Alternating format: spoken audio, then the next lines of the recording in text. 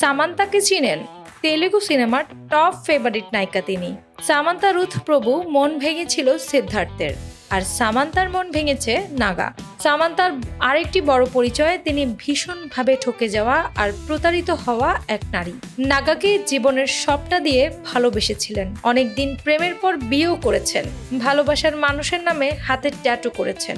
সামান্তা কখনো নাগাকে ছাড়া একটা মুহূর্ত কল্পনা করতেন না।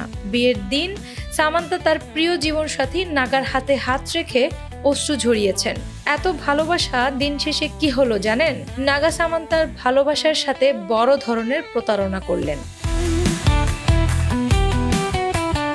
অনেকের মতে ঠকালেন এই সহজ সরল মেয়েটাকে। নাগা পরক্রিয়ায় লিপ্ত হলেন সবিতার সাথে। একটা সময় সামান্তার সব ভালোবাসাকে পায়ে পিষে ডিভোর্স দিয়ে ফিরলেন সবিতার কাছে।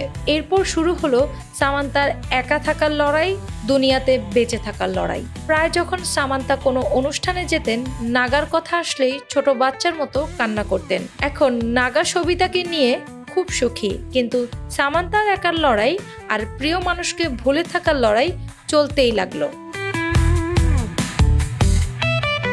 কাজী নজরুল ইসলাম বলেছিলেন যে তোমারে ভুলে চাইয়াছে একদিন, সে জানে তোমারে ভুলা তার কি কঠিন। আর কঠিন লড়াই লড়ে যাচ্ছেন সামান্তা। সত্যিকারের ভালোবাসা নাকি হেরে যায় না, এই কথাটা এখন কাল্পনিক। বরং দুনিয়াতে সুখে আছে প্রতারকগুলো, শান্তিতে আছে মিথ্যাবাদীগুলো। ভালোবেসে কেউ সুখী নেই। তবে আবার প্রবাদ প্রচলিত আছে, যে ঠকায় সে ঠকে।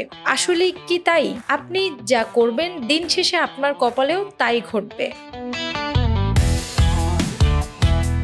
অনেকেই বলে থাকেন কয়েক বছর চুটিয়ে প্রেম করেছিল সামান্তা আর সিদ্ধার্থ, কিন্তু নাগাকে পেয়ে সিদ্ধার্থকে ভুলে যেতে বেশি সময় নেননি সামান্তা। তখন সিদ্ধার্থ খুব ভেঙে পড়েছিল, অনেক অভিযোগও ছিল সামান্তার জন্য তার।